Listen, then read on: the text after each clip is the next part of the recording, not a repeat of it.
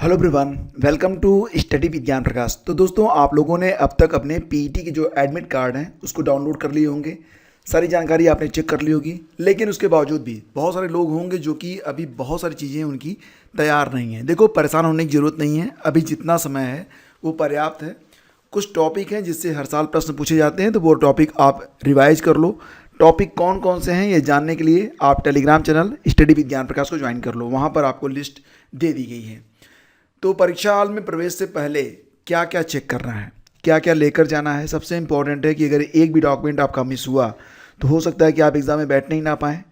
Photo कितनी लेकर जाना है, आईडी प्रूफ में क्या क्या चलेगा और उसकी कितनी फ़ोटो कॉपी लेकर जाना है, पेन किस कलर का इस्तेमाल होगा, और कुछ ज़रूरी डॉक्यूमेंट्स भी हैं जिसके बारे में बात करेंगे आज के इस वीडियो में। तो जैसा कि आप लोग जानते हैं कि एग्ज़ाम सेंटर काफ़ी दूर हैं। अगर आप डॉक्यूमेंट ले जाना भूल जाते हैं घर से, हो सकता है बहुत सारे अभ्यर्थी एक आधे दिन पहले ही अपने गंतव्य के लिए निकलें, तो अगर कोई डॉक्यूमेंट उसे छूट जाता है तो ऐसी स्थिति में बड़ी परेशानी होने वाली है, क्योंकि आपको समय नहीं मिलेगा, आपका घर भी इतना पास नहीं होगा कि कोई लाकर आपको दे जाए।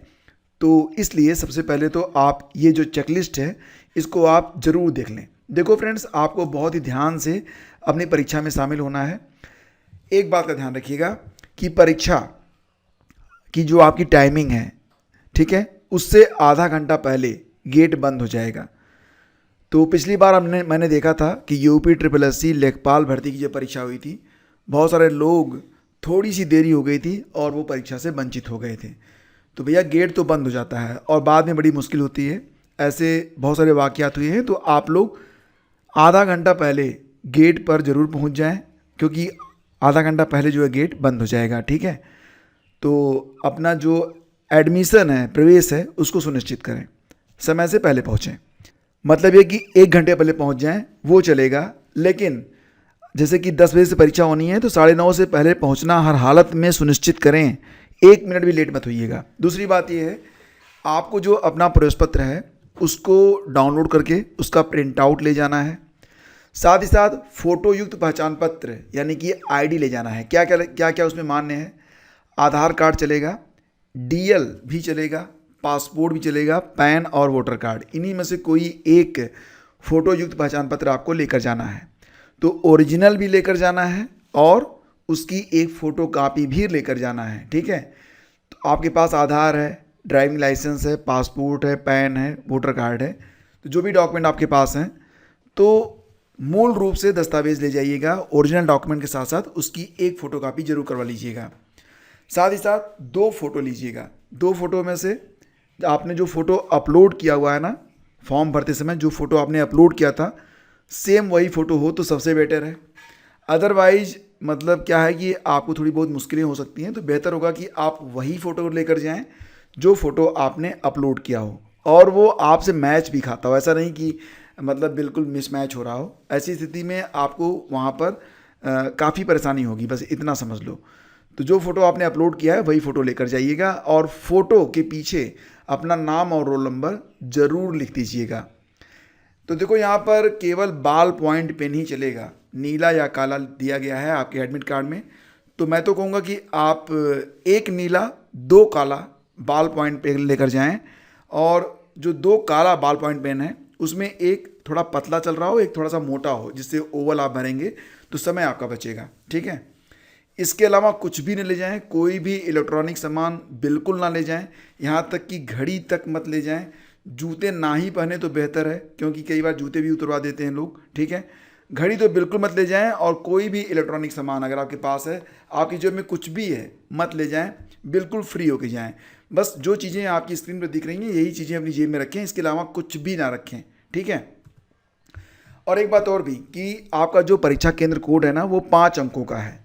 इसमें प्रथम 2 अंक जो हैं वो जिला कोड हैं और अंतिम 3 अंक परीक्षा केंद्र कोड हैं। अतः अभ्यर्थी उत्तर पत्रक पर परीक्षा केंद्र कोड भरते समय इस बात का ध्यान रखते हुए 5 अंकों में परीक्षा केंद्र कोड भरेंगे।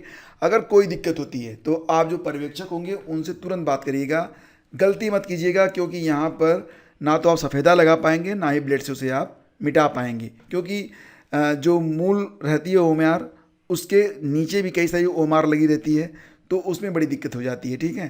तो आप कितना बदलोगे, बदल ही नहीं पाओगे। तो बेहतर होगा कि एक एक जानकारी को बहुत ही ध्यान से भरो। अभ्यर्थीगण OMR उत्तर पत्रक पर अपना अनुक्रमांक और रजिस्ट्रेशन नंबर, ठीक है। तो जो OMR आपको मिलेगा आंसर शीट, उस पर अपना रोल नंबर लिखिए, अपना रजिस्ट्रेशन नंबर लिखिए, परीक्षा केंद्र कोड, प्रश्न पुस्तिका क्रमांक, परीक्षा तिथि और पाली आदि सभी प्रविष्टियों को सावधानीपूर्वक काले या नीले बॉल पॉइंट पेन से भरेंगे। प्रविष्टियां न भरने अथवा गलत प्रविष्टियां भरने पर अभ्यर्थन निरस्त होने की स्थिति में अभ्यर्थी स्वयं उत्तरदायी होंगे। काले या नीले बॉल पॉइंट पेन के अतिरिक्त अन्य किसी पेन का प्रयोग किए जाने पर अभ्यर्थी की OMR उत्तर पुस्तिका की जांच नहीं होगी। और OMR उत्तर पत्रक में निर्धारित स्थान पर ये सबसे इम्पोर्टेंट यही है कि आपको ना जो OMR होगा उस पर एक निर्धारित स्थान होगा, उसमें आपको हिंदी में अपना पूरा नाम लिखना है और हस्ताक्षर भी करना है, ये ध्यान रखिएगा। हिंदी में करना है भैया, ध्यान रखना है इसको, ठीक है। और अभ्यर्थी द्वारा फोटो युक्त उपस्थिति पत्रक यानी कि अटेंडेंस शीट पर निर्धारित स्थान पर प्रश्न पुस्तिका क्रमांक, OMR शीट क्रमांक सहित अन्य विवरण सावधानीपूर्वक भरें तथा उपस्थिति की पुष्टि स्वरूप गोला या जो बबल है उसको भरकर हस्ताक्षर भी करें। ये चीज़ें लेकर आपके पास जो पर्यवेक्षक होते हैं वो आते रहते हैं, ठीक है। इसके अलावा ध्यान दीजिएगा कि बायोमेट्रिक भी होगा, बायोमेट्रिक जरूर कीजिएगा। अगर बायोमेट्रिक नहीं करते हैं तो आपका कैंडिडेचर ही रद्द हो जाएगा। तो इसमें जो थोड़ा सा टाइम लगेगा ना 5 मिनट का, उसके लिए आपको अतिरिक्त समय देने की बात आपके एडमिट कार्ड में लिखी गई है। तो दोस्तों ये कुछ बहुत ही इंपॉर्टेंट इन्फॉर्मेशन है, प्लीज़ इसे उन लोगों तक जरूर शेयर करिए जो लोग पीटी की परीक्षा में शामिल हो रहे हैं। आप अपने स्टडी ग्रुप, व्हाट्सएप स्टेटस या कहीं पर भी इसे शेयर जरूर कर दीजिएगा। तो आप सभी का दिन मंगलमय हो और आप सभी लोग इस परीक्षा में शानदार अंक हासिल करें, यही शुभकामनाएं हैं। मिलते हैं आपसे अगले वीडियो में, तब तक के लिए ऑल द बेस्ट।